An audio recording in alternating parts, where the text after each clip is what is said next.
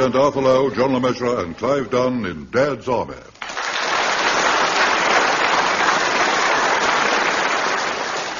The Captain's Car, featuring John Lorry, Arnold Ridley, and Ian Lavender, with this week's guests Bill Pertwee, Larry Martin, Betty Marston, and Gerard Green.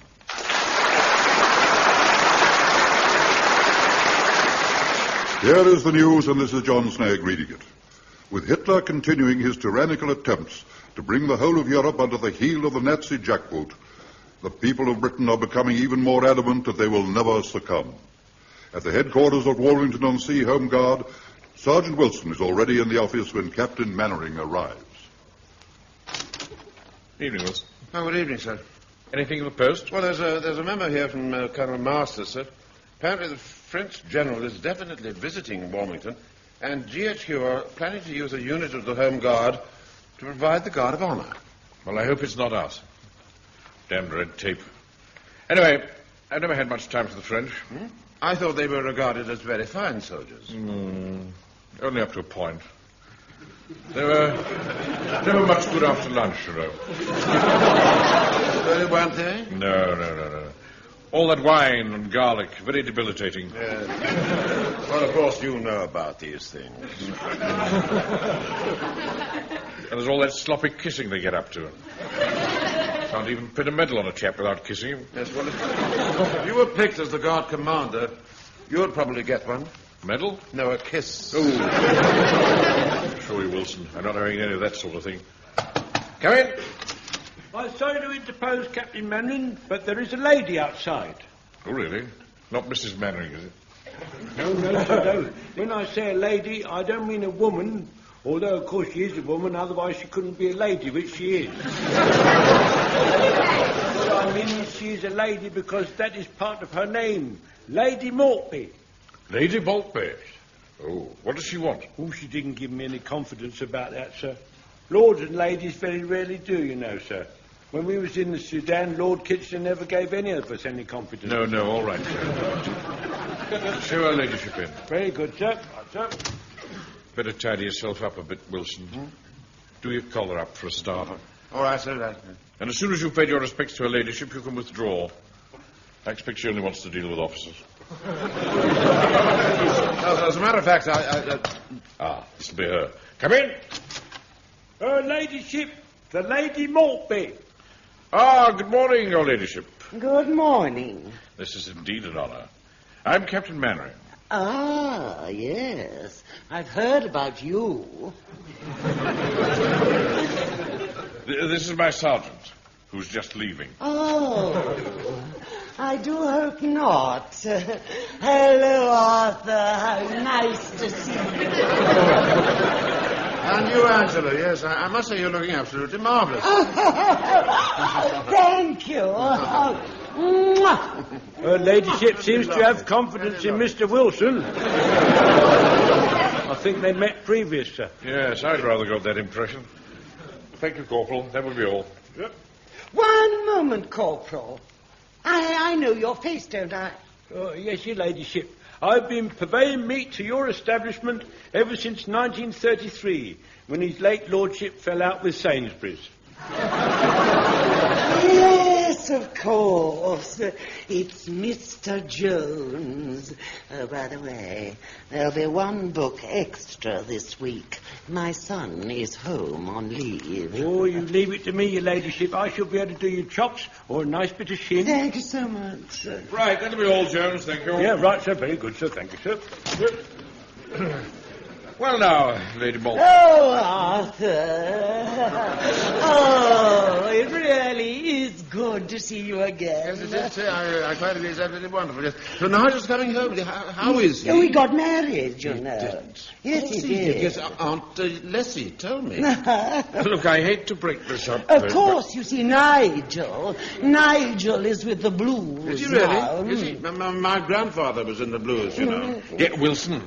I'm quite sure Lady Maltby hasn't come here to discuss your family affairs. Oh, you must forgive us, but it's been so long since we were able to have a chin wag. Yes. Well, you've both made up for it now, haven't you? Actually, I really came here to talk about my car. Your car? Yes. You see, I can't get petrol for it, and it just sits there in the garage. So I thought perhaps that someone could use it, to help the war effort. What kind of a car is it? Oh, just an ordinary sort of Rolls. Oh, just a Rolls? The thing is, you'll see, who would make the best use of it? The Home Guard or the Warden? Oh, the Home Guard, definitely. Oh, I'm so glad you think so. That Mr. Hodges, he seems such an awfully common man. Oh. Besides, you see, I already know Mr. Jones, and of course Arthur is such a darling. Of course. Yeah. Oh, I'm sure you're very nice, too, when one gets to know you. I can assure you, Lady Maltby, that if you allow us to use your car, we would take great care of it. My men are very reliable. I'm sure they are. I'm very particular who I have in my platoon, Every man is handpicked. Hey, Captain Mainwaring. We're all lined up out there waiting, and if you're going to be much longer, we're all going home. I just thought you'd like to know. Good heavens! Who was that? That was Private Fraser. Oh. He's a rough diamond, Pure gold underneath. Just the man to have beside you in a scrap. Yes, I'm sure. Yes, what would we actually do with Angela's Rolls-Royce? Well, I should use it as a staff car, of course. Oh, I see. Yes.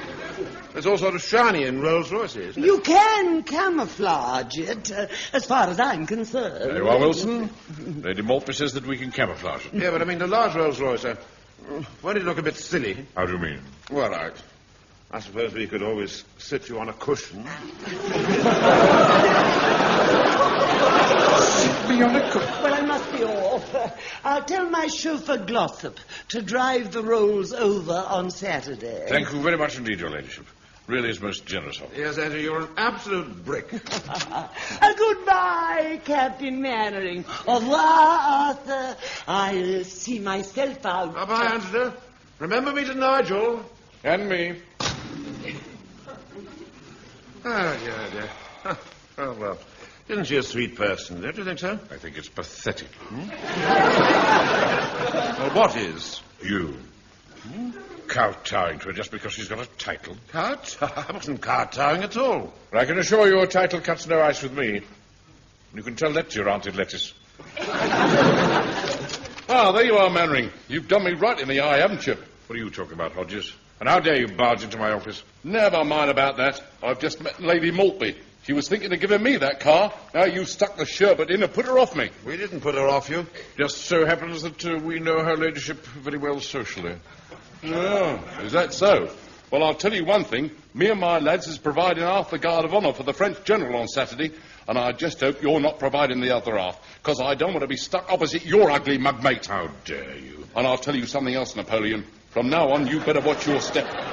Because if I see even a chink of light from this hall, or if you shine a torch, or if you leave as much as a bicycle around without immobilising it, I'll have you. I haven't got a bicycle. Then you better immobilise your bath chair. Oh, yeah. He really is the most awful fellow, isn't he? Well, what do you expect? No business to be chief warden at all. Chap's a greengrocer. So was Lord Maltby.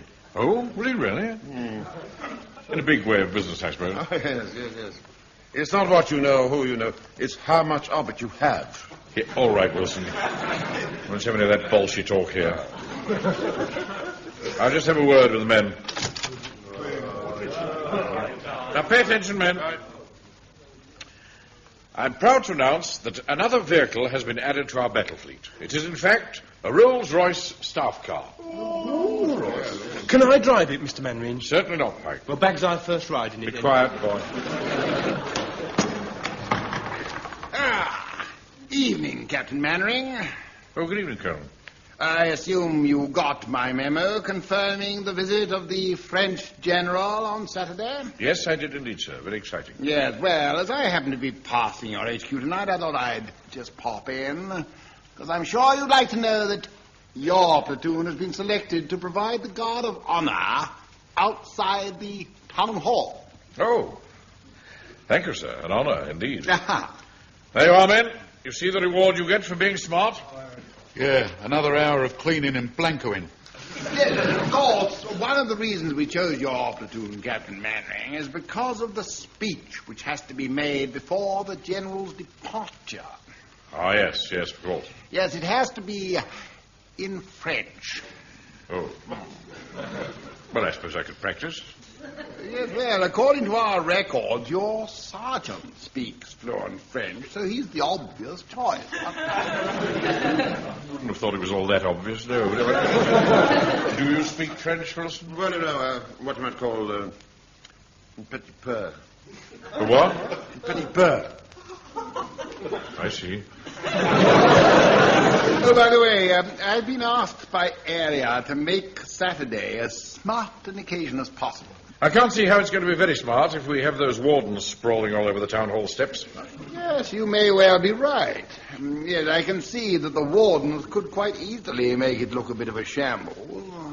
Yes, I'll tell you what, Mainwaring, I'll fix it with the mayor and the town clerk, huh?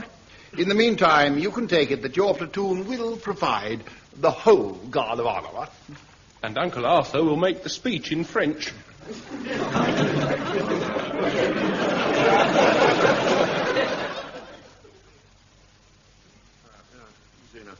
Mon général, nous autres...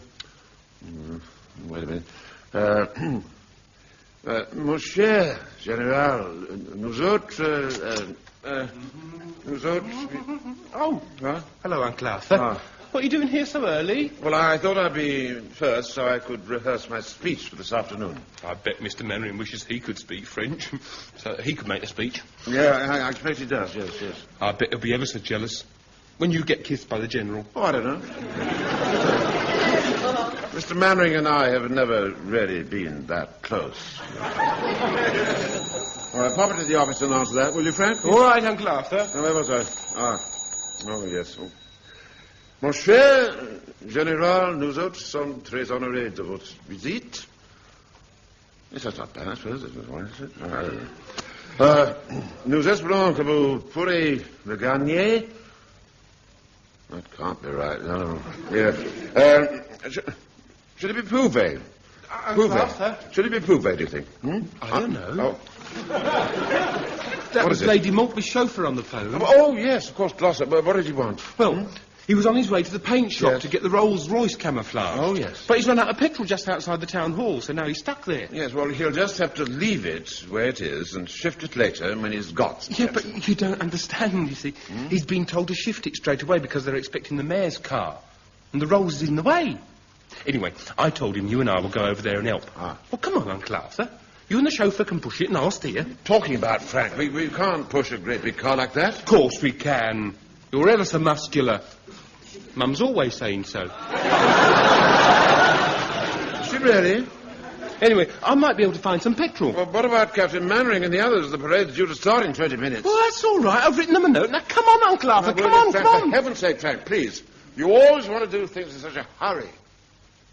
Sir, here are the papers you wanted from your office. Oh, yes, thank you, Fraser. And I found this wee note on your desk.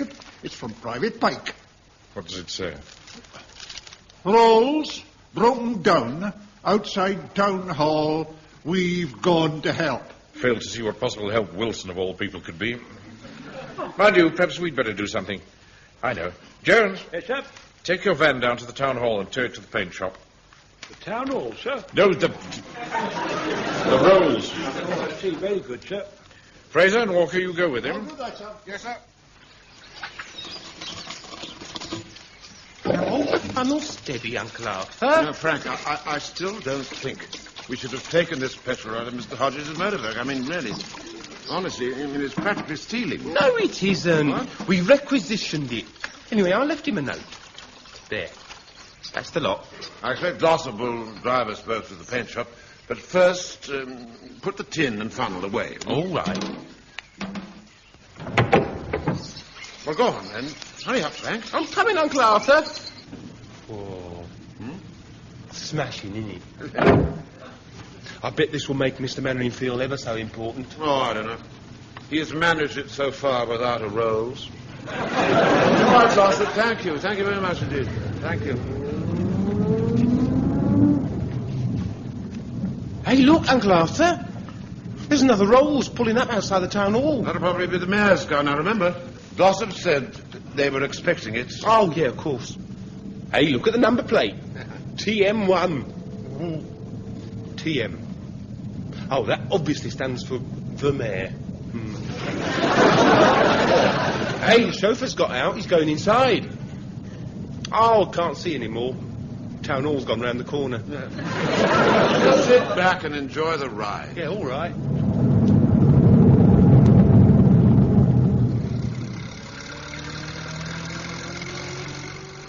Blimey, Jonesy, can't you get this old van of yours to go any faster?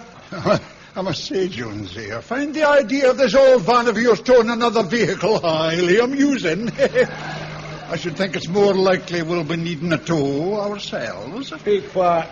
Look, there's the town hall on the left. Yeah, and there's the Rolls outside. I can't see any sign of Sergeant Wilson or young Pikey. Well, perhaps they've given up and gone back to the hall. You can hardly expect them to push that thing all the way to the paint shop. Hey, hold on. We'd better make sure it's the right car before we tow it away. Of course it's the right car. Look at the number plate. TM1. What's that stand for, then? Thomas Maltby, of course. Anyway, Joe, the rope's in the back. Come on, hop out and do the necessary, will you? Then we can tow it down to the paint shop. OK, Corporal, you're the boss? Yep. Have you any idea, Jonesy, how much men are in Spain for this camouflaging job? Ooh, about £8, I think. Why? It's just that I have a spray gun in my workshop, which I use for touching up the hairs. I could do the job myself.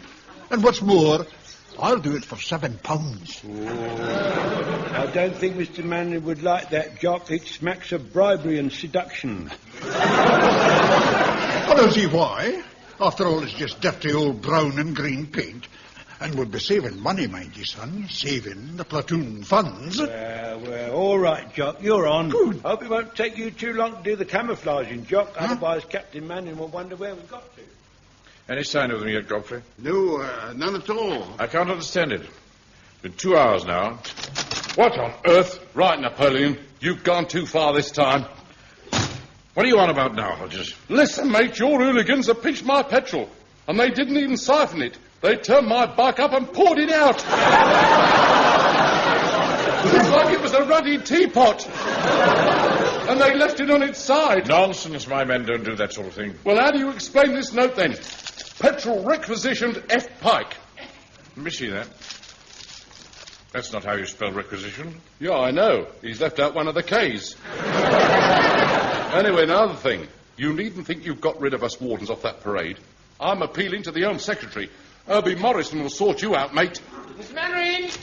Oh, really? What now? We've got the Rolls, Mr. Mainwaring. It's outside All now. right, Frank, now calm down. Don't get so excited. The paint shop did it right away, Mr. Mainwaring. And I rode in the back and I waved to everybody. And I pretended I was a field marshal.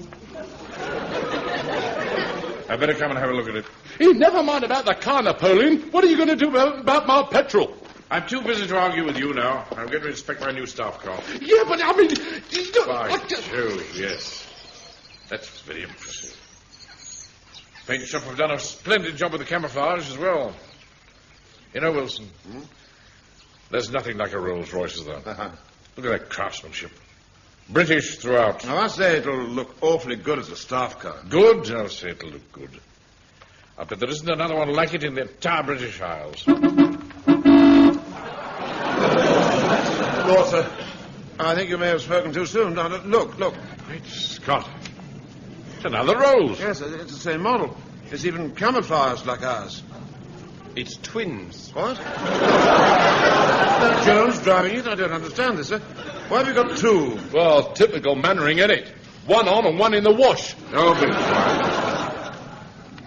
Wilson, where did you get this Rolls from? From outside the town hall. Angela's chauffeur was with it.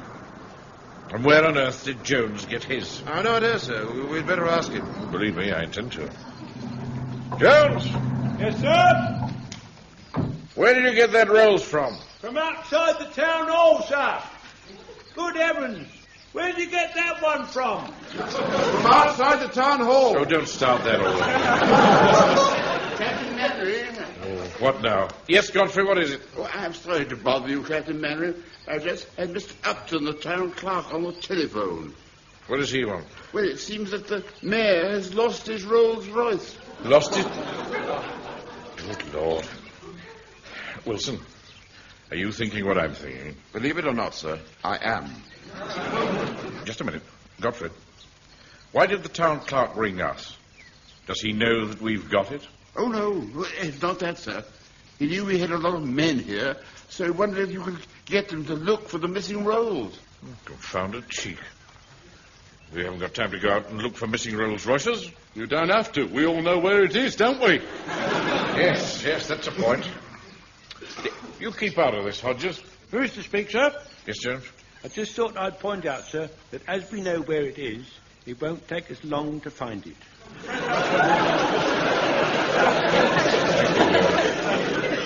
One other thing, Captain Mainwaring. Mr. Upton said he hoped we'd be able to find the mayor's car quite quickly because the French generals are supposed to be leaving in it after this afternoon's ceremony. Oh, really? Wilson, none of this would have happened if you hadn't taken away Lady Maltby's car without my orders. And with my petrol. Once and for all, Hodges, will you keep quiet? The thing is, what are we going to do about the mayor's car? They can't use it this afternoon with all that camouflage painted on it. Could you spray it black again, Mr. Fraser? Yeah, I might be able to. What time is it now? Nearly 1:30. 2.5 hours. I could try. Good man, Fraser. For £10, that is. Just you have that car outside the town hall by 4 o'clock. And with any luck, nobody will be any the wiser. Oh, yes, they will, because I'm going to split. You're a sneak, that's what you are. You can call me what you like, mate. But unless you let my lads parade this afternoon, Mainwaring, I'm going to tell the mayor what you've done with his motor. Very well, Hodges. It's sheer blackmail, but all right. You can come on the parade. That's more like it. I'll see you there, then. As General Kitchener used to say, sir, I think he's got us by the fuzzy wuzzies.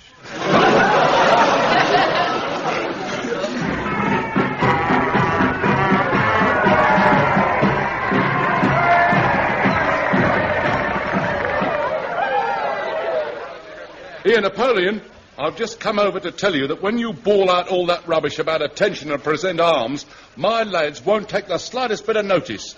But you'll make the whole parade a complete shambles. All right, then. I'll bawl out the orders, and your lot can take notice of me. Certainly not. Oh, well, please yourself. Don't say I didn't warn you. You know, sir, he really is the most unreasonable fellow. Captain Mainwaring, I think Private Fraser's arrived with the mayor's rolls. Ah, just in time. Where is it? Oh, there, sir, just pulling up. But he hasn't painted it black. It's still camouflaged. What do the men think he's playing at? Perhaps he hadn't got any black paint. An undertaker with no black paint? It's highly unlikely. Fraser? What's going on? Yes, sir. I'm sorry, sir. But I found I couldn't get it dry in time. I'm awfully sorry, sir. I did my best, sir. I see. Well, thank you for trying. Anyway, sir, I thought that under the circumstances, the best thing I could do Be was quiet. to... Be quiet a minute, Frank. I'm thinking. We'll tell the town clerk that we couldn't find the mayor's car, so we're letting the French general use our staff car instead. That's all very well, sir, but... Excuse me, Mr. Mainwaring. But I think the French general's coming out. Right, fall in, Fraser. No, but you, sir... Tell me afterwards, fall in. Oh, right, sir. You can't say I haven't tried. Number 1 platoon, B company. Not the wardens. Be quiet, Rogers. Stop! Arms! Present! Arms!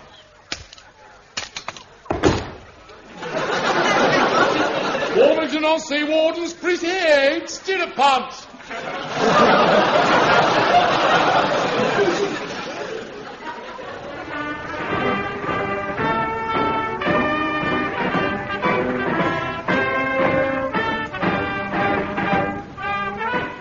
Really, Wilson.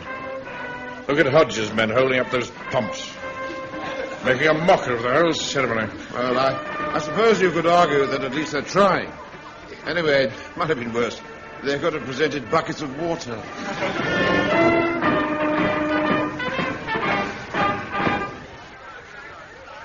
Number 1 platoon, B company. Not the wardens. I wish you wouldn't do that. Order! Arms! Warmington on sea wardens. Order. Steer a pump. Go on, Wilson. Beg your pardon, sir? Step forward. Make your speech. Oh, yes, of course, yes. Of course. Mon cher Général, nous autres, à Warmington on sea, sommes très What's he saying, Mr. Mainwaring? Oh, the usual trite rubbish. It's just like Mum says, really. He can do anything if he gets the urge.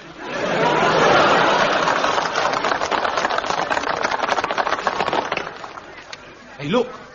The General's going to make a speech now. Mes chers amis. What's he saying, Mr. Mainwaring? Oh, some French drivel. I don't think he dribbles as well as Uncle Arthur. Merci. Oh, look, he's kissed the mayor. Oh, and Mr. Wilson, and the town clerk. Look out, he's coming over here. I think it's your turn, Mr. Mainwaring. Oh, God forbid. Merci, mon capitaine. Thank you. Merci. Au revoir, mon capitaine. Goodbye, mon général. Hey, don't all get a kiss. Arthur, what did you think? Did you like it? Of course I didn't. I shall never understand one man kissing another. My speech, sir. What did you think? Well, wasn't exactly how I'd put it myself, but at least it was brief. I thought you did very well, Uncle Arthur. Thank you, Frank. Thank you very much. Oh, by the way, sir, I had a quick word with the town clerk just now and explained that as we hadn't found the mayor's rolls, we've let the General use ours. Well done, Wilson. Hey, look, Mr. Mainwaring. The General's going. I wonder what the mayor would say if he knew that was his shiny black rolls under all that brown and green paint. Not so loud, Pike. Come on, there's something I've just got to do. No, look at the General's car. It's careering all over the road. You're right, Wilson. It's going to hit that wall.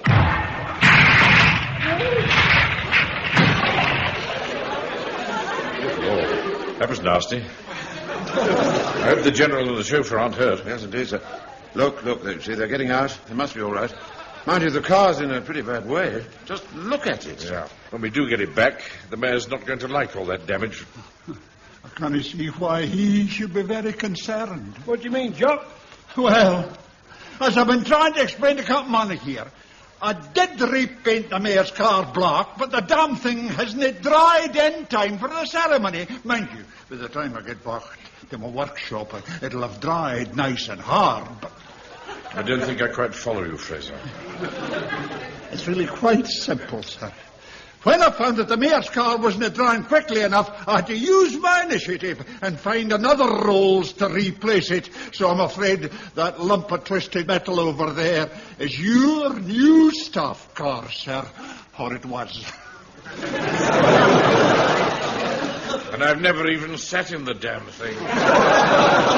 Serves you right, Napoleon. Serves you right, he will right.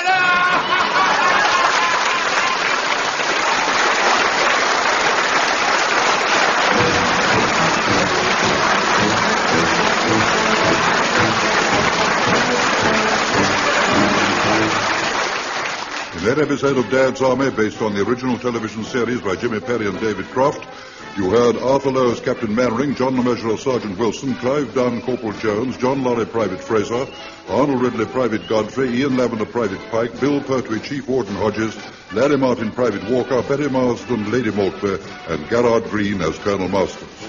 The Captain's Car was adapted for radio by Harold Snow and Michael Knowles and produced by John Dias.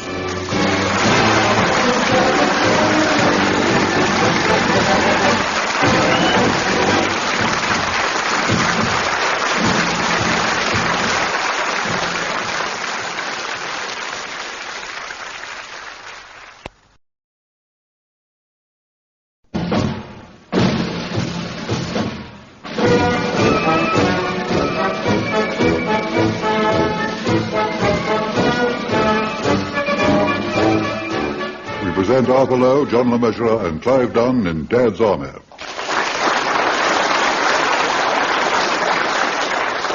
Turkey Dinner, featuring John Lorry, Arnold Ridley, and Ian Lavender, with this week's guests, Bill Pertwee, Frank Williams, Larry Martin, Pearl Hackney, and Harold Bennett.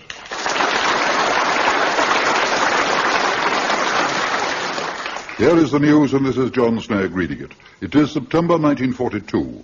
General Alexander has been appointed Commander-in-Chief Middle East, and General Montgomery put in charge of the Eighth Army. In the House of Commons, Mr. Churchill has made a stirring speech reviewing the war situation.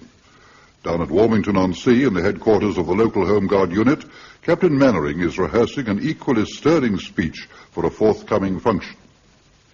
And furthermore, gentlemen, as commanding officer of our local Home Guard unit, I am very conscious that the safety of the good people of Warmington-on-Sea rests in my hands. In short, if Hitler ever attempts to set foot in this part of our green and pleasant land, we will unhesitatingly say, come in. Men are all lined out ready for your inspection, sir. Ah, thank you, Wilson. I'll finish this off later. Right. It's my speech for the Rotary Club. I'm the guest speaker, you know. Are you indeed? How exciting for you. Oh, not really. I find that speech-making tends to become rather a bore when you've been doing it for a long time. Oh, I do agree, sir, yes. I remember thinking just that towards the end of last year's annual bank dinner. How are the men tonight, Wilson? Is morale high? Actually, sir, they seem to be rather down this evening. Oh, I soon put that right. I've just finished reading a book called Great Leaders of Men. They all seem to have had one thing in common. Before going into battle, they would tell their men a joke. I thought I'd try that. But we're not going into battle, are we? We are in the front line every minute of our lives, Wilson. Follow me. All right, sir.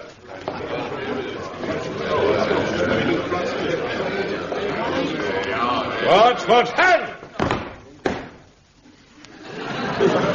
Stand that easy. Now, pay attention, men. As we have a long night ahead of us, I thought I'd lighten the proceedings by cheering you up with a little anecdote. Hey, Joe, I thought that was what they gave you when you'd been bitten by a snake. That's an antidote, idiot. Sorry. Now, when I finish this little story, you have my permission to laugh in the ranks. How nice, sir. Don't anticipate, Godfrey. Oh, I'm sorry, Captain Mainwaring.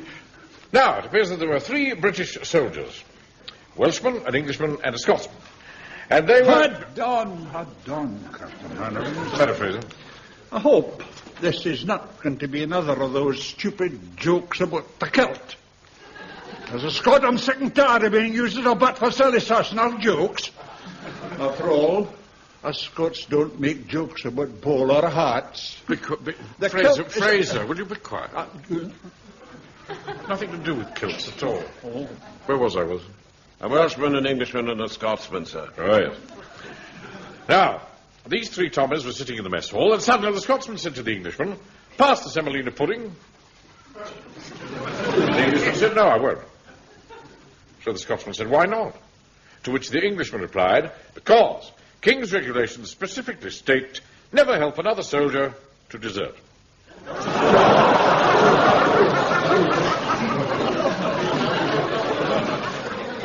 Well, it's all right, you can laugh.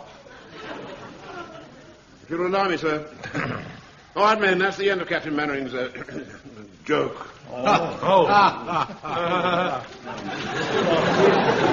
Thought you'd all enjoy that. See, Wilson? That's put them in a good mood. Oh, yes, sir, yes. Cheered them up no end. Nothing like a joke. No, sir, no. Nothing. Mr. Speaker, sir, Yes, Jones? I hope you don't think that because we didn't laugh very much we was casting nasturtiums on your joke-telling, sir.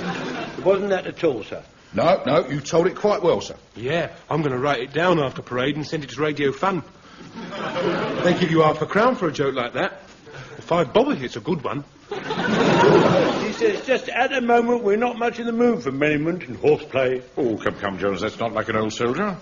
Tommy Atkins was always one for a laugh, even when he was up to his neck in mud. Oh, you're right there, sir. We did a lot of laughing in the mud in the last war. We was doing it nearly all the time, except when we got shot. Yes, all right, Jones. Now, I want to start... We're not able to laugh tonight, sir, because of an incident what happened last night, in consequence of which me and my section would like to go with you into a private place and reveal something. I see. Well, I'm sure that after parade will be soon enough. Quite right, sir. I'd like to say here and now that Corporal Jones is making a flagpole out of a matchstick over this affair. And bringing you into it's only going to make things 10 times worse. Well, whatever it is, we'll sort it out later. Now, as I was I saying... don't agree with you, Mr. Fraser. It's only fair that Captain Mainwaring should be told. I mean, after all, he's the one that we call Marshal. Marshal? Right, Jones. What's all this about? Well, sir, it was like this. Last night, when we was on patrol, it was very cold, wasn't it, lads? Anyway, Mr. Mainwaring, knowing you wouldn't want us to catch a chill, I used my initiative and took the lads to the Horse and Broom and made certain they all had a tot of rum inside them. I'm sure, sir, you'd have done the same if you'd been in my position. I doubt it, Jones. You know my views on alcohol. Well, sir, be that as it is, we'd only been back on patrol for 10 minutes when Mr. Godfrey here started shivering. You see, sir, I'm not very good in the cold. Unfortunately, my sister Sissy hadn't quite finished my new cardigan, because she can't get the orange wool she needs. Yes, all right. Quite prepared to accept the fact that you were cold. Oh, thank you, sir. You're very understanding. Anyway, so we took Private Godfrey into the next pub, the King's Head, and by the time he'd downed a couple of port and lemons, he was as right as ninepence, so we went on our way. I only had one in there, Mr. Mainwaring. I must admit I'd one as well, sir, but just to keep Godfrey company, you understand? Yes, all right, Fraser. Go on, Jones. Well, a few minutes later, just as we were passing the Goat and Compasses, the landlord come out and he said he thought he heard something rumbling down below. So I sent 2 men into the cellar with hand grenades, and the rest of us stood by to give them covering fire. Whereabouts? 2 in the saloon and the rest in the snug. I see. Well, while this is all very serious, you did the right thing telling me about it. And so long as you promise never to let it happen again, I'm prepared to overlook it just this once. Yon corporal hasn't finished yet, sir. You mean there's more? I'm afraid so, sir. It got a bit embarrassing. If it's embarrassing, sir, I'm sure you'd rather not hear it. Of course I want to hear it. Go on, Jones. Actually, sir, it was I who got rather embarrassing. You, Godfrey? Yes, sir. Afraid so, sir. I started to sing, rather raucously. It was a song about a monk.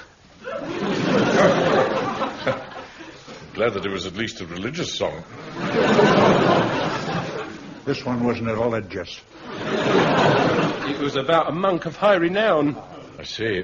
I didn't know high renown monks were all wicked like that. All right, Frank, that's enough.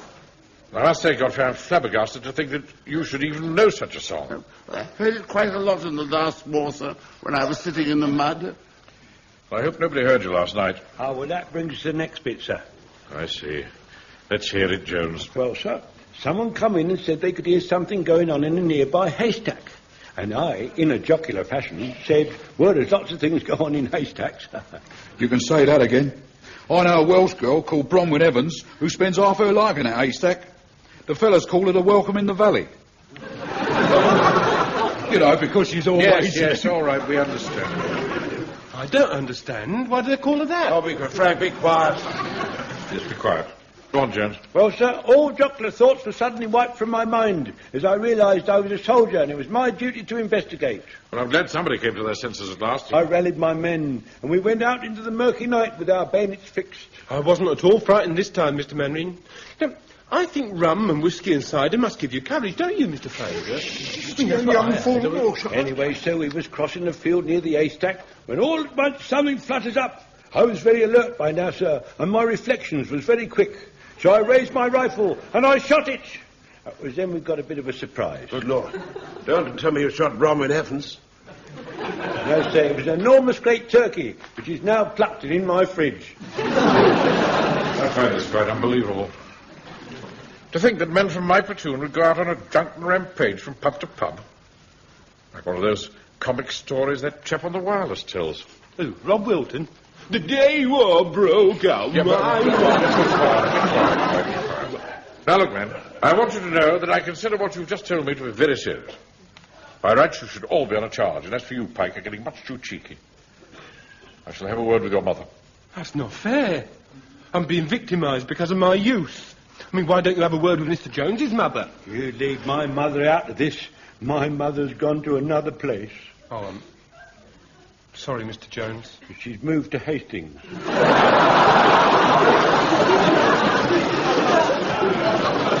How many people know about this? Not many, sir. She didn't have a lot of Not friends. your mother. Only us, sir. I think I'd better discuss this with Sergeant Wilson in my office. Jones, carry on with the parade. Very good, sir. Come with me, Wilson. Right, sir. What do you think we ought to do about this turkey? Whatever happens, Jones certainly mustn't be allowed to profit from such a disgraceful drunken affair. He was on duty in one of my uniforms, with one of my rifles, and he used one of my bullets. Does that mean you're bagging the turkey? No. Of course, I'm not bagging the turkey.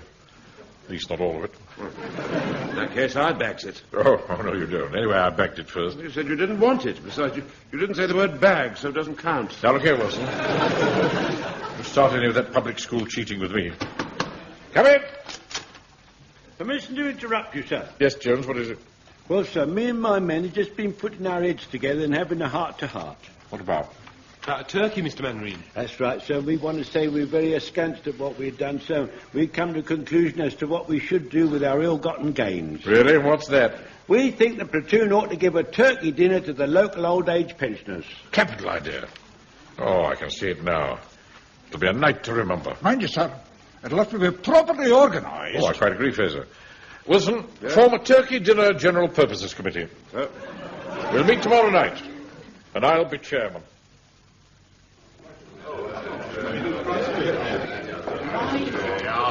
Look, Wilson, it's 8 o'clock. Do you reckon everybody's here? Because I think we ought to make a start. Just a minute, sir, just a minute. I'll just check my list. Let's see now. There's Jones, Fraser, yes. Walker, Godfrey, Pike, yes, they're all here. I'm here. Mr. Blewett, Mavis. Mavis? Yes, you know, Mrs. Pike. Oh, yes, Mavis. Now, where's the vicar? Captain Manning, can you see the vicar? No, what's he doing? Has he arrived? Oh, yes, I see. He's over there in the corner, look, behind the harmonium. Oh, yes. Well, in that case, we're complete. Good, right. We may as well start then. just a minute. What's Hodges doing here? Surely you didn't arrange for him to be on this committee, did you? Oh, no, of course I didn't, sir. We're going to ask him to leave. Well, I can't really do that, sir. I mean, you see, officially, he had the hall booked this evening for an ARP meeting, and he agreed to let us use it instead. Oh, I see. I suppose it is rather difficult to throw him out, then. Anyway, let's make a start. Ladies and gentlemen, would you come and take your seats round the table, please? I think we ought to begin. About time and all. Now, as chairman of this turkey dinner committee, I've been giving the matter some thought, and I've come up with a scheme to speed our deliberations. This consists of a short list of the various elements that have to be brought together to ensure a successful function. Blimey, trust him to make it long-winded. Now, to start with, there's the turkey, which Mr. Jones's section has provided. Yeah, I heard about that. What did they do? Fix bayonets and charge it? Don't you start. You're a troublemaker, you are. Oh, don't you talk to me like that, you silly old goat. Please, gentlemen, just sit down or we'll be here all night. Well, he started it, didn't Jones, I think the vicar's quite right. Please sit down. Now, when times were different, a turkey dinner would also include the following: sausages, bacon, vegetables, roast potatoes, bread sauce, and last but not least, gravy. Now, the thing is... Giblets. Giblets? We need giblets for the gravy. Yes, he's quite right. Makes lovely gravy, giblets does. Did you save the giblets? Of course I saved the giblets.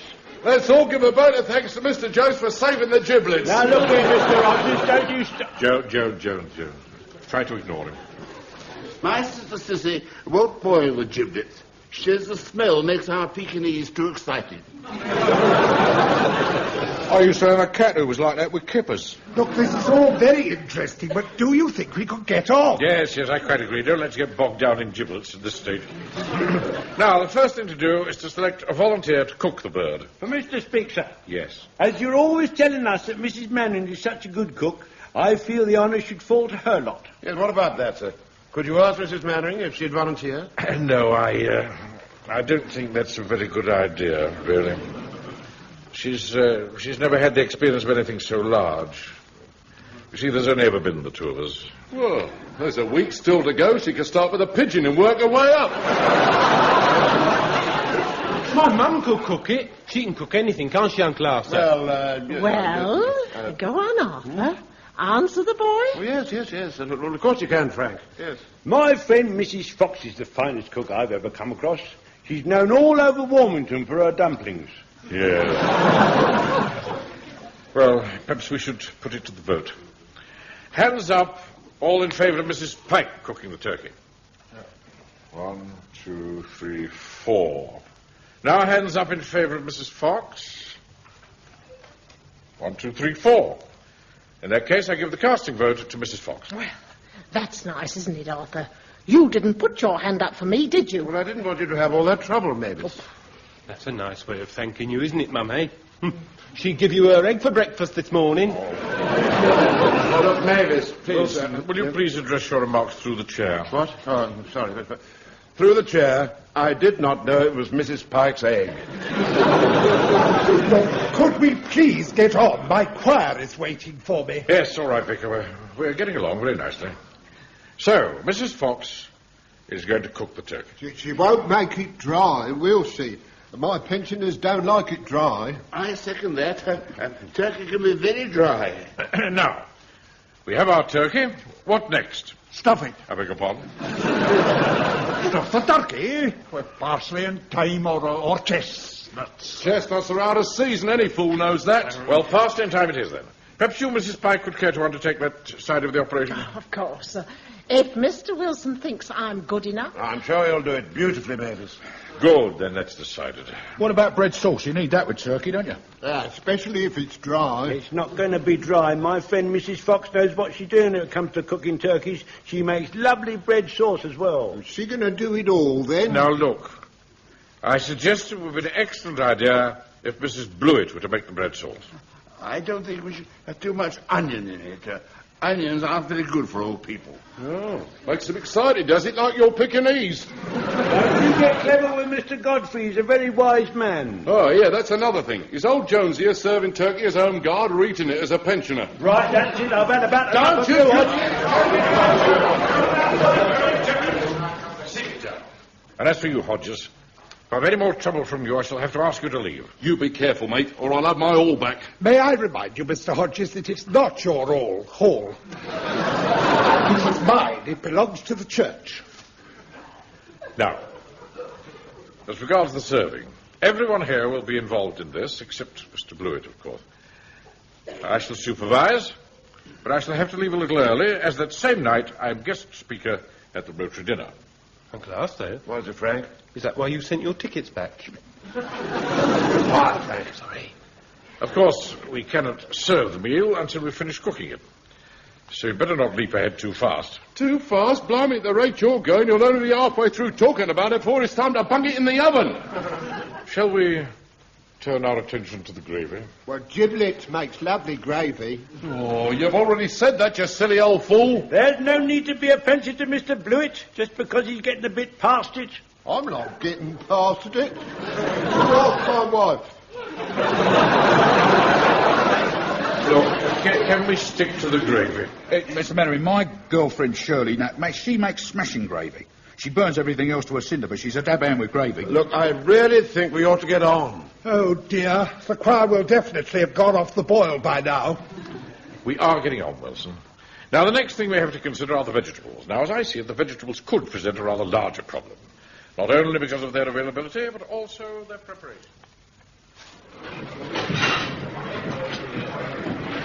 Here you are, Walker. Put a roast potato on this one. Right, you are, Mr. Mainwaring. Here you are. Oh, don't throw it on the plate like that. Anything splashes up, it might get on my tails. The way you covered yourself up with that apron, sir, I shouldn't think there's much chance of that. Be that as it may, there's still no point in taking any chances. As guest speaker of the Rotary Club dinner, it's essential that I should look as smart as possible. Hey, Napoleon, I want 2 more, one without the sprouts. Right, there you are. Right, about time and all. Watch what you're doing, Wilson. I'm sure you're putting too much turkey on those plates. There won't be enough to go round. Well, according to my calculations, there's only 4 more to serve. Captain Maverick, I really must protest. Why, Vicar? What's the matter? Well, this whole affair is not at all well organised. All the old people started to eat as soon as their plates arrived. Of course they did. Otherwise it would have gone cold. Well, it's not right. Before I had a chance to say for what we are about to receive, half of them had already received it. It's too bad, it really is. Fraser, here you are. Thank you, sir. Put some gravy on this one. You know, sir, in my opinion, this gravy's far too thick. What are you talking about, Jock? My Shirley's been up all night with that gravy. Can't help that, son. I still say it's too thick. Take these 2 plates in, Godfrey. Yes, all right, Mr. Bentley. I still think there's far too much onion in the bread sauce. Mr. Mainwaring. Yes, what is it, Joe? Permission to inform you, sir, I've had a complaint. Well, as long as it's cleared up now, Jonesy, I wouldn't worry. Be quiet, Walter. Mr. Blewett, sir, he's the one that's complaining. Why, what's the matter with it? He says he's left his teeth at home, so can you put it through the mincer for him? We don't have a mincer. Cut it up into small pieces. All right, so I'll do that. Mr. Mainwaring, Right. 1 or 2 of the pensioners are asking what's happened to the parson's nose. It looked all right when he came in here just now. Right, Walker, I warned you. Put that last potato on this plate and then go into the hall and help with the clearing up. All right, Mr. Mainwaring. There you are. I might as well take this last portion in with me. I'll come with you, Joe. You never know. Some fool might like some more of this half a gravy. Mr. Mainwaring, what about the parson's nose? I mean, what's to tell the ones who are asking? Go on. Oh, just say we have the parson's nose in hand. I must say that conjures up a pretty sight. Now, don't you start. Right, off you go, Pack. All right, Mr. Mainwaring. I shall have to leave in a minute to go to the Rotary Club dinner. Oh, yes, of course, yes. By the way, don't forget you've still got your apron on. I mean, it's the Rotary Club you're going to, not a Masonic meeting. Nearly forgot.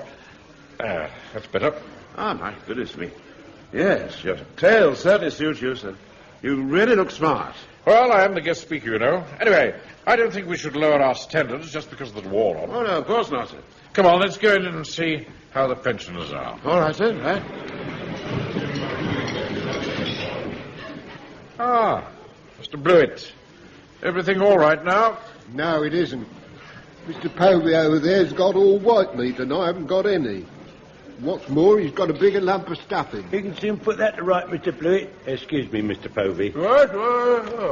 I'm just going to take some of this white meat and a bit of your stuffing. There you are, Mr. Blewett. Here, I'm not going to eat that. It's been on his plate.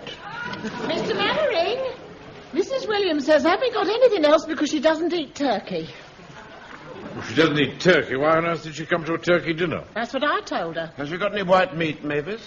Expect so, Arthur. Why? Well, we need some for Mr. Blewett. Oh, I see. Well, look, I'll just go and have a look. All right. Mr. Blewett? Yeah, what is it? Well, I'm sorry you didn't get any white meat, but we're hoping to give you Mrs. Williams. Ah, well, if it's all the same to you, I think I'd rather have some turkey. Oh, very droll, yes. Come on, Wilson, let's get away from this table. A very good idea, sir. Excuse me, Mr. Mainwaring. Mr. Mainwaring, I've got Mr. McCulley's plate here. He says, are there any seconds? No, Pike. Tell him that there isn't any more. And be careful what you're doing with that plate. There's gravy all along the edge. Yeah, all right, Mr. Mainwaring. Here, young Pike, pass me the salt from that table behind you. OK, Mr. Rogers. Excuse me, Mr. Mainwaring. Look out, Pike. Mind what you're doing. Oh, whoops. Look what you've done. You pressed the edge of that plate right up against my dress shirt, and now there's a line of gravy on it. Stupid boy. What's stupid? Whoever put the gravy on the edge of the plate was the one that was stupid. What am I going to do now? I haven't got time to go home and change. Anyway, this is the only dress shirt I have. Well, I'll tell you what, Mr. Mainwaring. If we kept on pushing the edge of the plate against the front of your shirt, perhaps we can make it look like a striped one. I was joking, Matter Walker. I'm the guest speaker of the Rotary Club dinner, and I have to be there in 15 minutes. Now, look, sir, why don't we go into the office? There's some blotting paper there. That'll probably take it off. All right, I suppose it's worth trying. I'm very sorry you got gravy on your dicky, Mr. Mainwaring, but I'm not stupid. This is not a dicky, Pike. Well, anyway, I'm still not stupid. If I say you're stupid, you're stupid. I've closed the door. We don't want all the pensioners watching us. Right. Now, here's the blotting paper, sir. I'll just mop it up. Be very careful, Wilson. Don't spread it. It's all right, sir. All right, all right. There we are. There. That's much better. I'm sure no one will notice that. Excuse me, sir. Oh, dear, Mr. Manning, you've got a gravy stain on your dicky. It is not a dicky, Jones. Sorry, sir, sorry. Wait a minute, I've got an idea. There's a small tin of white enamel on the shelf over there. A little dab will cover that mark so it don't obtrude. Hey, what's this then, a meeting in the Mothers' Union? What do you want, Hodges? Well, when you can spare the time, I want this jug filled with gravy. Here we are, sir. There we are, there's the paint. And I've got a little brush as well. I shouldn't take a second to do a little touch-up job. Hang on a minute, what about the gravy I want? Well, just leave the jug. One of us will bring it out to you in a moment. Oh, all right. Well, don't be too long. Here, I'll tell you what, Napoleon. Why don't you bring it out? Dressed like that, you look just like a waiter. Damn cheek. Commissioner speaks, sir. Yes, Jones. I'm standing by to touch you up whenever you're ready, sir. All right. Over here.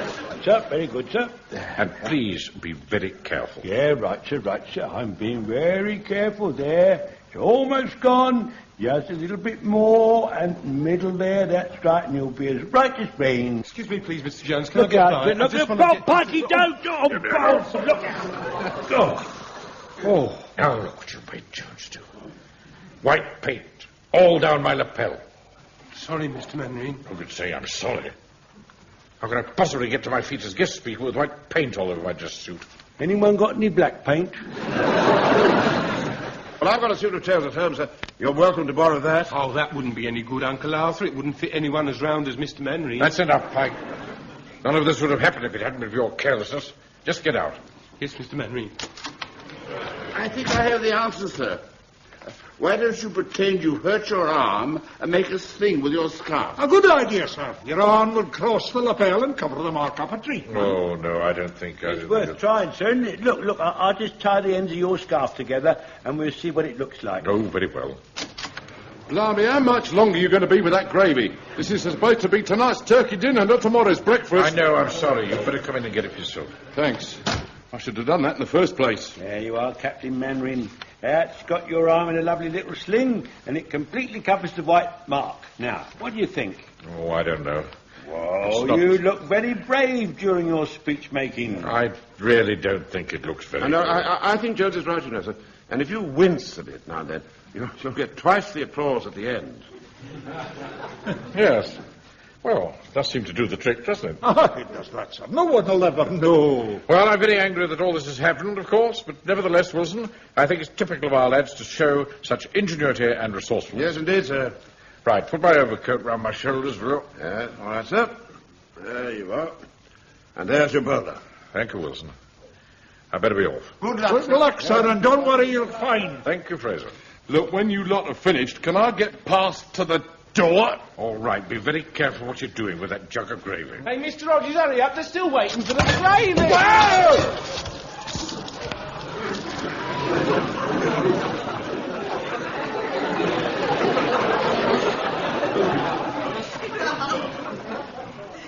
Oh, dear. What are you, Pike? Stupid boy.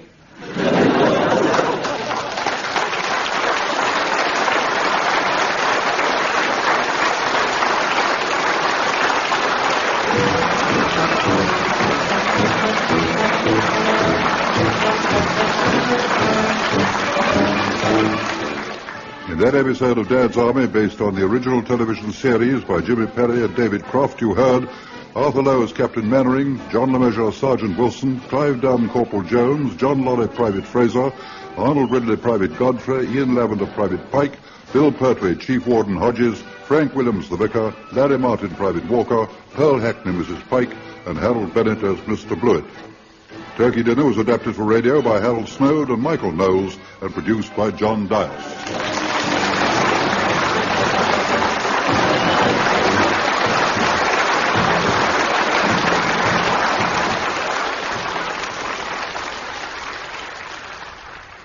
Arthur Lowe, John LeMessurier and other members of Dad's Army are now appearing at the Theatre Royal, Brighton.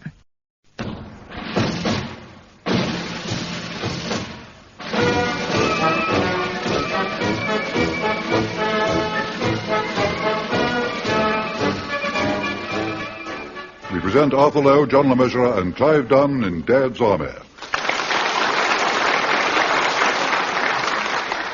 Time on My Hands, featuring John Lorry, Arnold Ridley, and Ian Lavender, with this week's guests Bill Pertwee, Frank Williams, Larry Martin, Eric Chitty, and Fraser Carr.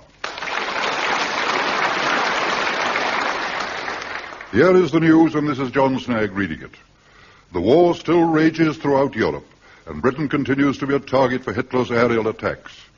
Thankfully, however, in England, even in these troubled times, there are certain long-established traditions that make life still worth living. For instance, morning coffee at the Marigold Tea Rooms at Warmington-on-Sea.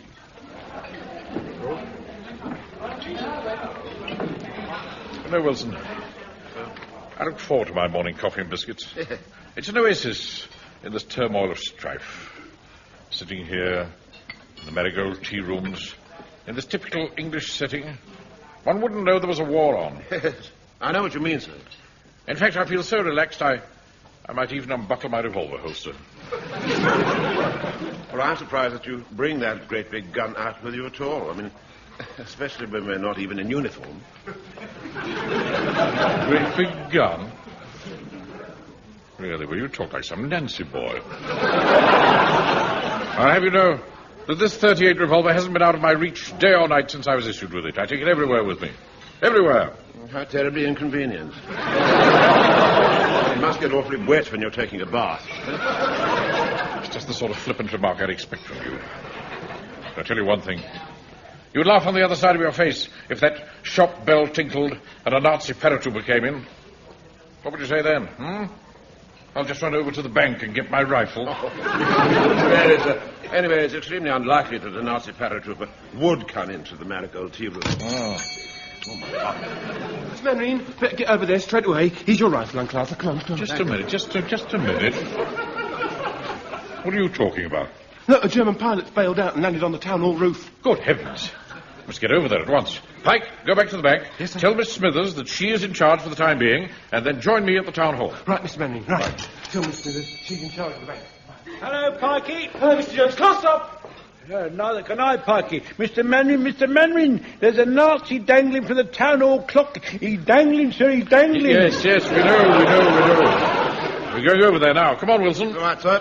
I'll go back to my shop and I'll get my rifle and bayonet, sir. If he stops dangling and comes down, I want to be ready for him, sir. They don't lock it up him. They don't lock it up him, sir. All right, Jones, all right. By the way, sir, as I was on my way here to frequent you with the news, I met Miss Rogers, the chief warden, who was going the other way.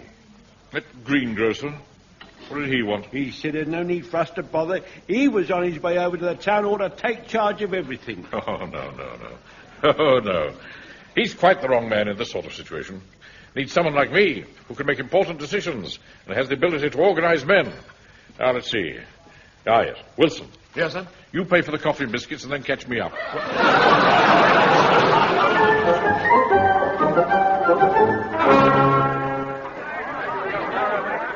All right, stand back there. This isn't a sideshow. Come on now, do as you're told. I'm the chief warden and I'm taking charge of the situation. I would have thought it was a military matter. If you ask me, Mr. Mainwaring should deal with it. Well, nobody is asking you, so be quiet.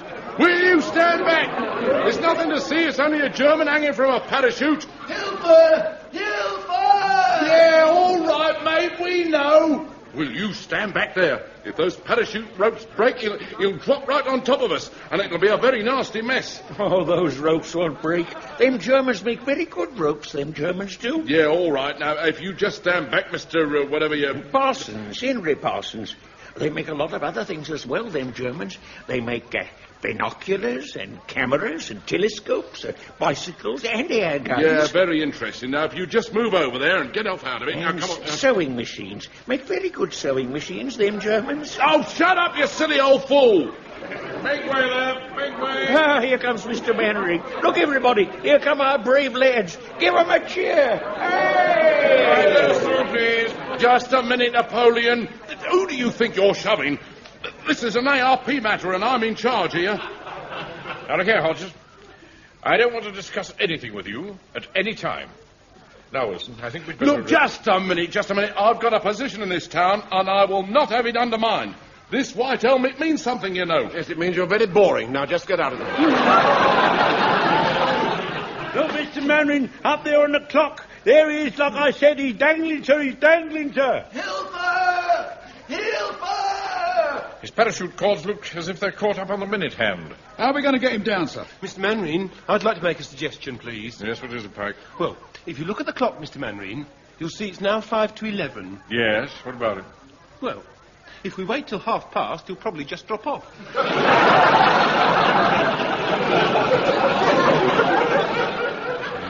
Stupid boy. Mind you, sir, Pike's got something there, I think. He'll slide further down every minute after 15:15, so unless you want a German pilot making a nasty mess in the street, we ought to get him down quickly. Yes, you're quite right, Wilson. Well, come on, Napoleon. Don't just stand there. Do something. I'm thinking. God blimey, you've never thought before. Why start now? Oh, be quiet. You'll have to be careful.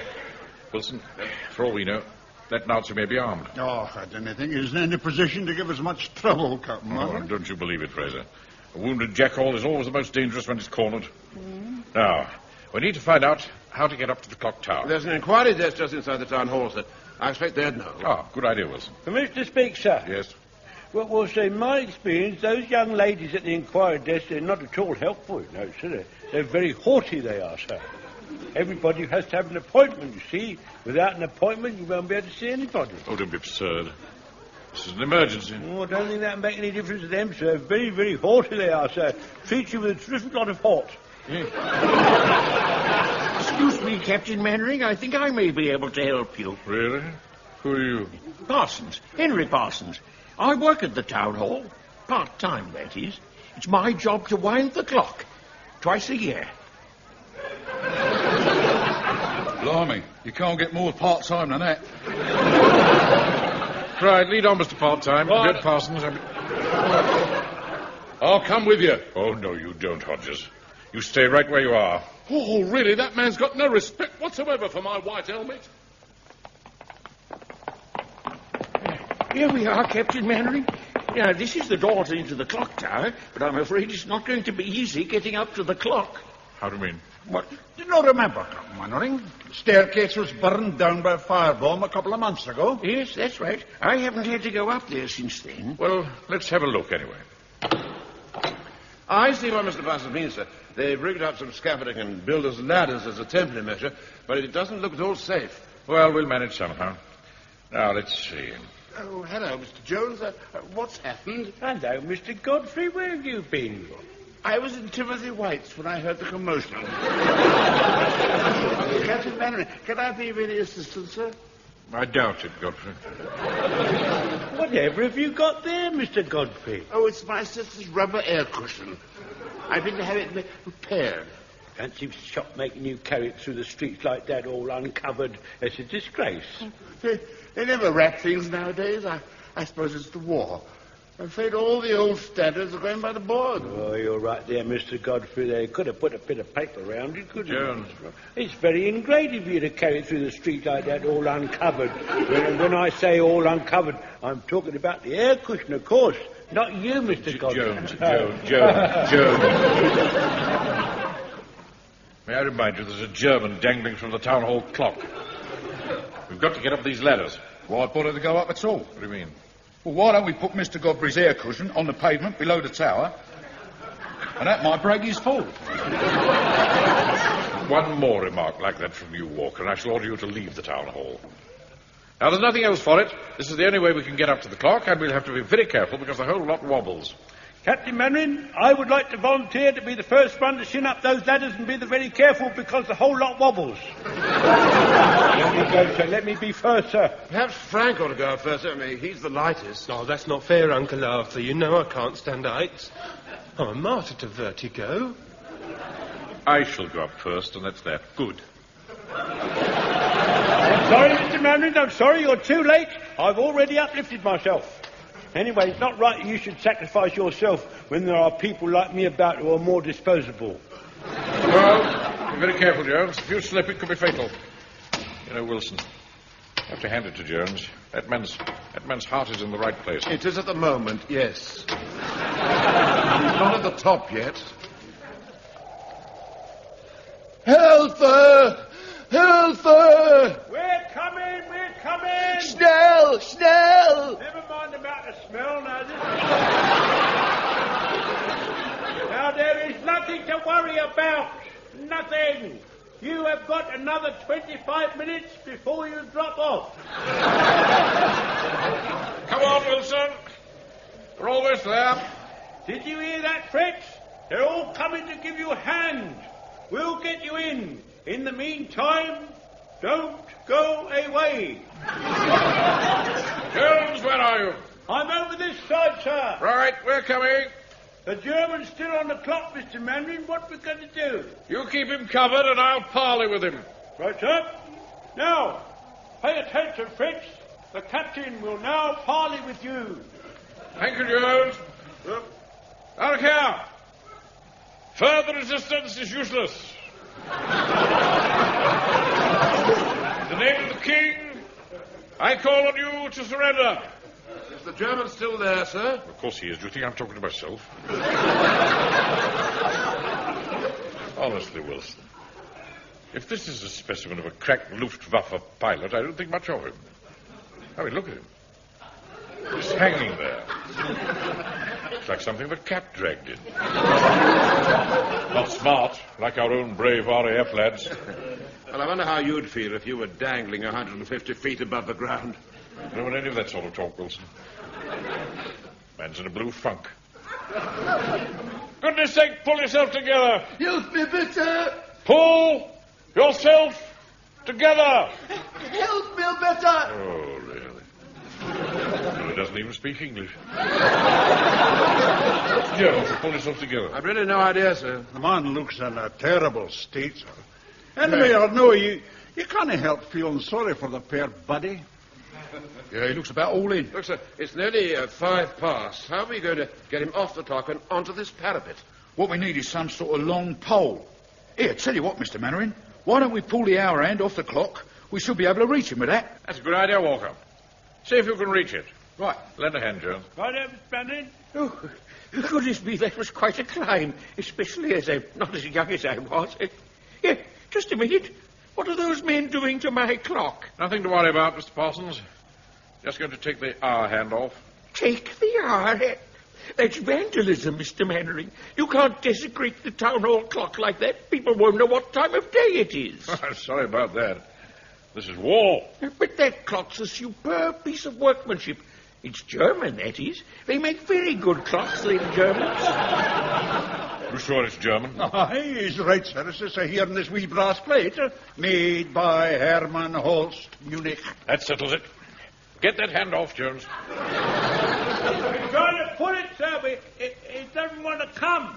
I think it's been made too well, sir. By the Germans? Rubbish. Try harder. Hello, Uncle Arthur. What's going on? Where have you been, Frank? Well, I had to come up slowly, Uncle Arthur, because the ladder wasn't half wobbly. It's no good, Mr. Mainwaring. We can't get the hand off. I'll tell you what. If I climb out on the other side of the parapet, like this, perhaps, if I lean out, I might be able to reach him. Hilfe! Hilfe! Hang on, mate. I'm doing my best. Can he not lean further than that, son? Oh, blimey, I'm not a flipping giraffe, you know. If he could swing himself a bit towards me, I might be able to grab him. Yes, that's it. Wilson, what's the German for swing? I've really no idea, sir. You know, Wilson, you're just about as much use as a dying duck in a thunderstorm. Yeah, Fritz, swing it. Swing it. You know, hot cha-cha. Try him with a bit of in the mood, Joe. He might understand that. Yeah, okay. Mr. What you call it, what you doing tonight? Just right. Come on, buddy. Well, about the corner, we're at the table for two. Where the music mellow in the table for two.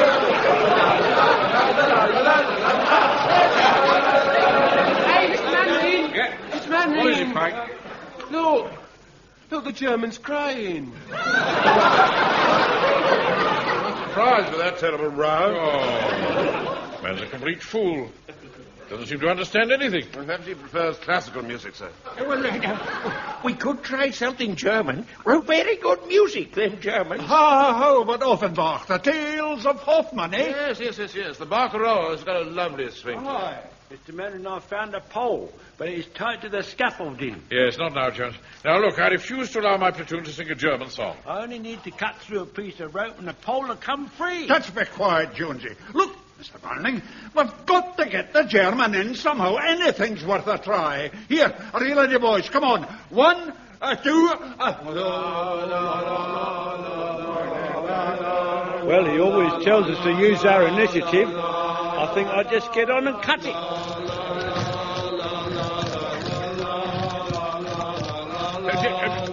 Just a minute. Stop singing. Stop singing, everybody. What's that noise? It's only me, sir. Oh, I'll cut through this rope so I can get this pole out. I'm nearly there. No, Jones. No, you mustn't. It's all right, sir. It's coming. Jones, don't! The whole lot will fall down.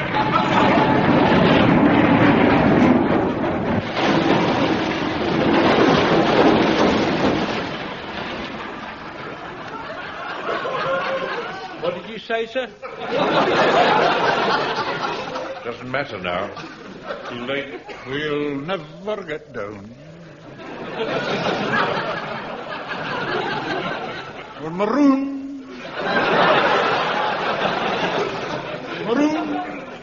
Oh, be quiet, Fraser. You see, sir, I was not cognizant to the fact that this pole had things attached to it. It's all right, Jonesy, all right. It could happen to anyone. Especially him. I want to make it up to you, Mr. Mainwaring. Whatever you ask me to do, sir, I will do, no matter how dangerous. I will make any sacrifice necessary in order to regurgitate myself. Yeah. Thank you, John. Hilfer! Oh. Hilfer! Oh, Wilson, I'm fed up with that Nazi dangling there, whining Hilfer. Well, I'm sure he'd agree with you, sir, but especially as it's almost 1:15. 1:15? Yes. Great Scott. Right. Let's go and get him in. We'll worry about how we get down later. Corporal Jones, walk up. Bring that pole over here. All right, Mr. Mainwaring. Excuse me, Mr. Mainwaring. I can see Mr. Hodges down in the street below. I think he's trying to shout up to us, but I can't hear what he's saying because it's too far. What shall I do? Shout down to him and tell him you can't hear him. Yes, all right, Mr. Mainwaring. Mr. Mainwaring? Yeah. If I can't hear him, he won't be able to hear me. Oh. You need a megaphone, that's what you need. The Germans make very good megaphones. Yes, all right. Thank you, Mr. Parsons. Now, Walker, lower that pole. And they make radios and gramophones as well. For heaven's sake, shout out! So don't you forget what I've said, Mainwaring. I've had just about enough of you. I hope you stay at the top of that clock tower forever. Then I can enjoy the war in peace. Because I do enjoy this war. In fact, I've never enjoyed anything so much in all my life as being Chief Warden. I love it. The war was spoiling for me. And don't try to shout back to me because it's too far and I won't be able to hear you. Hello, Mr. Hodges. The German's still up there, then? Yes, that's right, Vicar. I thought he might have fallen off by now. No, not yet. You haven't missed anything. Oh, good. Oh, look, Mr. Hodges. I think they're pulling him in. Yeah, I think you're right. Right, come on now. All pull together.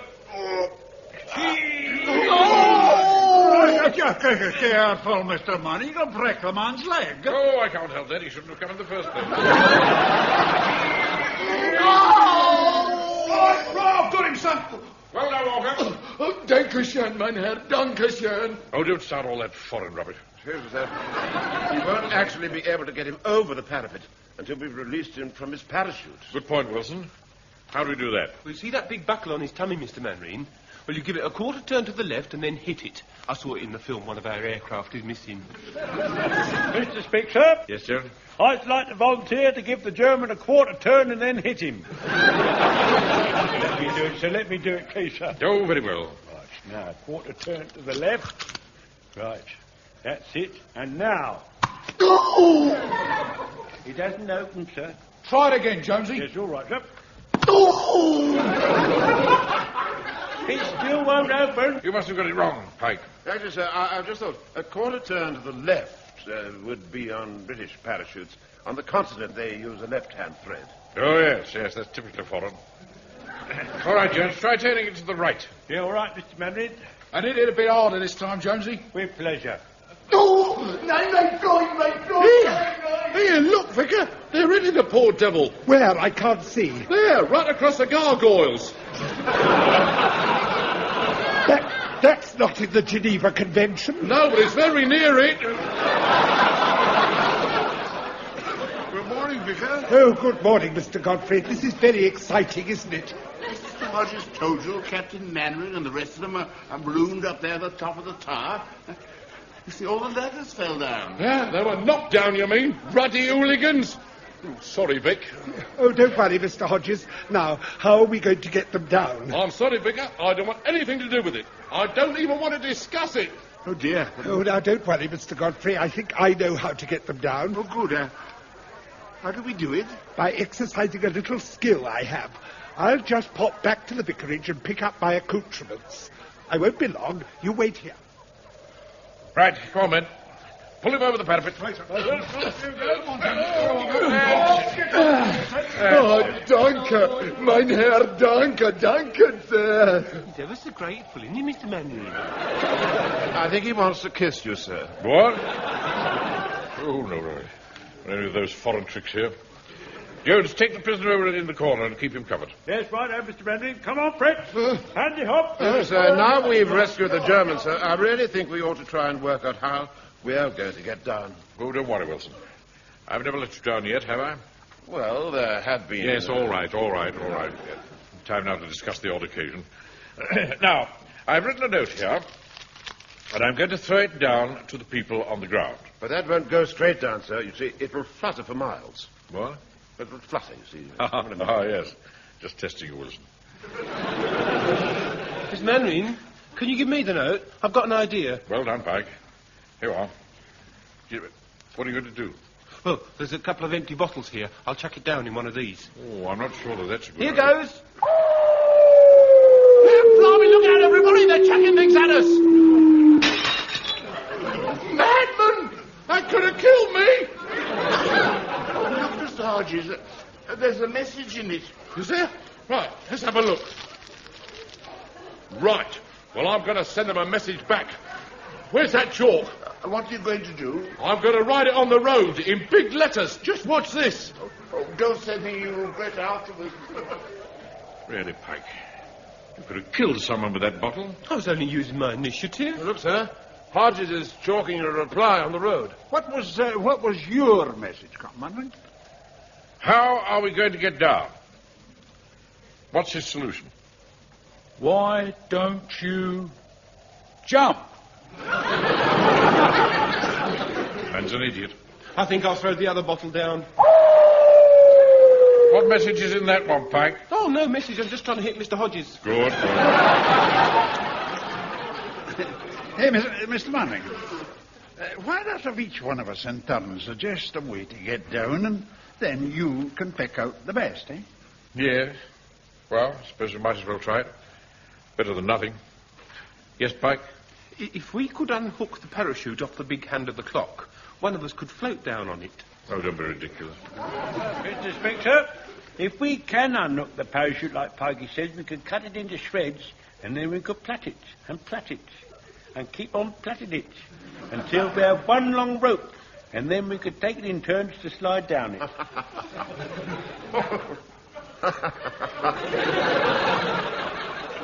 What are you sniggering at, Wilson? I just think that's a bit of a platitude. I don't understand. Anyway, let's hear what you've got to offer. All right, sir. Well, I can't help remembering a fairy story my dear old nanny used to tell me. Oh. It was all about a beautiful princess who was trapped at the top of a high tower, just like us, and she was rescued by a handsome prince. Can't say I've seen many princes around Warmington lately. Anyway, do you know how he got her down? But telling her stupid stories like this, I shouldn't wonder. Oh, no. No, I mean, how he got her down from the top of the tower. I've no idea. Well, you see, the prince shot an arrow up to the top, and attached to the arrow was a length of silken thread. And attached to the thread was a piece of twine, and attached to the twine was a rope. Go on. You see? Well, the princess pulled them all up, and then the handsome prince climbed up and rescued her. There.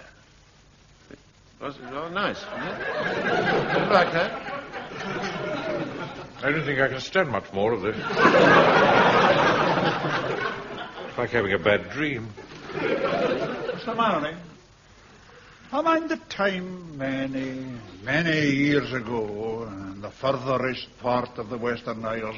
It was a wild and lonely spot, you understand.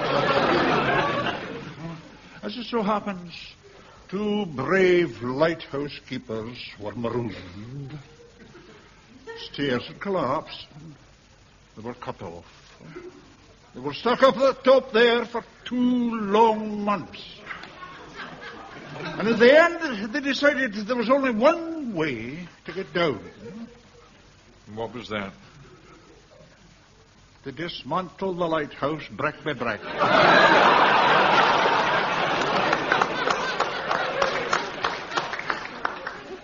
It's not a very sensible suggestion, Fraser. Oh, maybe no. But you see, they'd been up there so long, they were quite mad.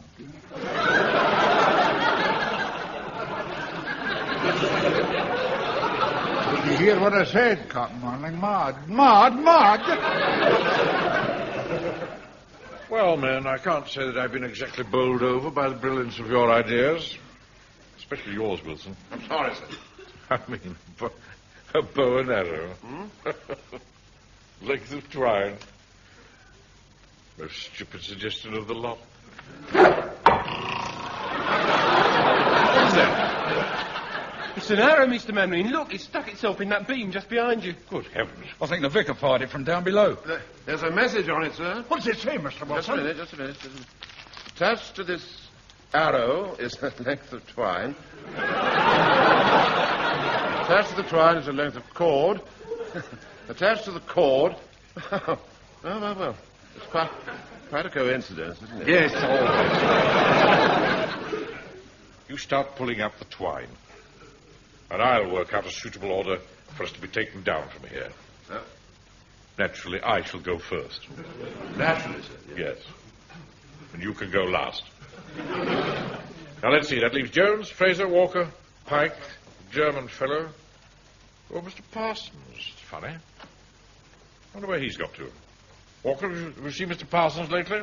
No, sir. No, I can't say I have. I saw him about 5 minutes ago, Mr. Mainwaring. He was saying something about the German having damaged the clock face. I think he went to have a closer look. Help! Help! What was that? Help! Look, sir. Hanging onto the big hand of the clock. Wait, bless my soul.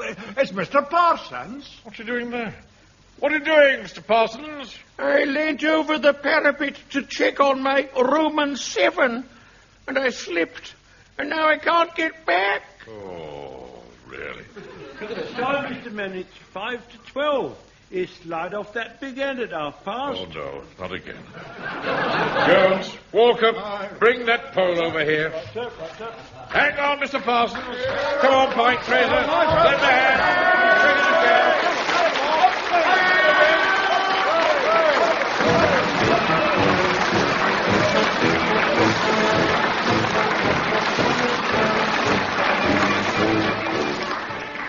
In that episode of Dad's Army, based on the original television series by Jimmy Perry and David Croft, you heard Arthur Lowe as Captain Mainwaring, John LeMessurier as Sergeant Wilson, Clive Dunn, Corporal Jones, John Laurie, Private Fraser, Arnold Ridley, Private Godfrey, Ian Lavender, Private Pike, Phil Pertwee, Chief Warden Hodges, Frank Williams, the Vicar, Larry Martin, Private Walker, Eric Chitty, Mr. Parsons, and Fraser Carr as the German pilot.